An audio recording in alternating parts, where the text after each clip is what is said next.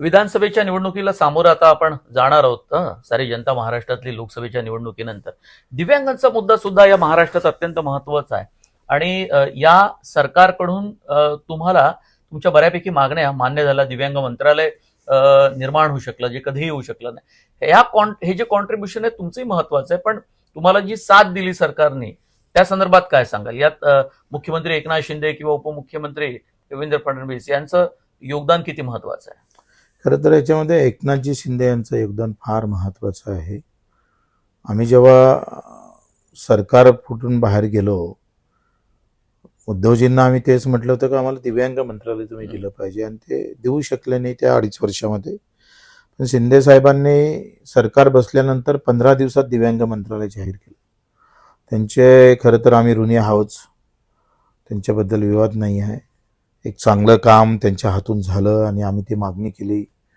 दोन्ही गोष्टी इथं फार महत्त्वाच्या ठरल्या आणि त्यांचं आम्ही खरंच म्हणजे आम्ही तर नेहमी भाषणातही सांगतो का दिव्यांग मंत्रालयाबाबतीत आम्ही त्यांना निश्चितच त्यांचे आभार मानू.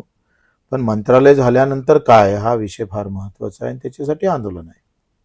पण कुठल्या अशा मागण्या होत्या दिव्यांग मंत्रालय झाल्यानंतर त्या राहून गेल्या, ज्याच्यामुळे तुम्हाला आंदोलन? दिव्यांगांसाठी स्वतंत्र विद्यापीठ झालं पाहिजे, त्यांची चांगल्या प्रकारच्या खेळाच्या रोजगाराच्या सुविधा असेल, पुनर्वसन असेल, दिव्यांगत्व येऊ नये याच्यासाठी काही कार्यक्रम राबवणं फार गरजेचं आहे. कोणाला नाही आवडत, कोणी असं नाही म्हणत का माझ्या घरी कोणी दिव्यांग निर्माण झाला पाहिजे. त्यासाठी आमच्या उपाययोजना काय आहे, घरकुलाचा प्रश्न असेल, दिव्यांगाचा मानधनाचा विषय असणार, अशा ज्या काही अंत्योदय लहान लहान गोष्टी, किमान त्यांना 2 पाय नाही त्यांनी कसं जावं, ज्याच्या घरी 3 दिव्यांग आहे त्यांनी कसं जगावं, हे मूळ प्रश्न आहे आणि त्यावर आमच्या मागण्या आहेत. का त्या तडीच लागल्या नाही? म्हणजे आता सरकार आल्यानंतर माहितीचं बजेटमध्ये काय झालंय तुम्ही एक लक्षात घ्या.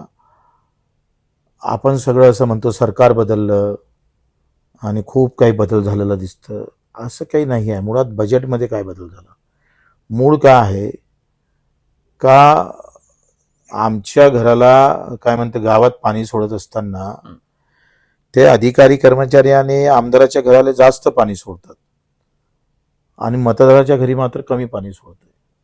अशी अवस्था बजेटमध्ये आहे. आणि 30% काँग्रेसमध्ये होती आणि 30% भाजपामध्ये आहे. आम्ही हा बदल करणार आहोत. जे 5 ते 6 लाख कोटीच्या बजेटमध्ये जो अधिक कष्ट करतं त्याचा वाटा किती, त्याच्या वाट्यावर खरं तर हे निवडणूक लढवायची.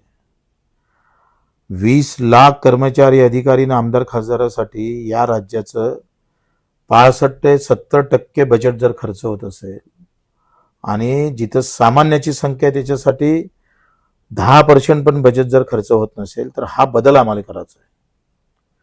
आणि म्हणून भीक नाही, खरं तर घामाचे दाम द्यायचे आहे. ज्याचे अधिक कष्ट आहे त्याच्या पदरी खऱ्या अर्थानं आनंदी जीवन जगता आलं पाहिजे आणि तो मूळ बदल करायचा आहे. मूळ बदलच हा महत्वाचा आहे. तुम्ही फक्त दूध द्या, दारू द्या, ते एकाच फक्त बॉटल बदलून चालत नाही. त्याच्यातले काही तर आम्ही पाहतो खरी तर त्याच्यातले घटक बदलणं फार महत्वाचे असतं. ते मूळ बदलवलंच नाही आणि आम्ही वेगळे आहोत असं सांगण्याचा जो प्रयत्न केला हा केवलवाणी आहे, मूर्खपणात आहे, लोकांनाही मूर्ख काढत आहे.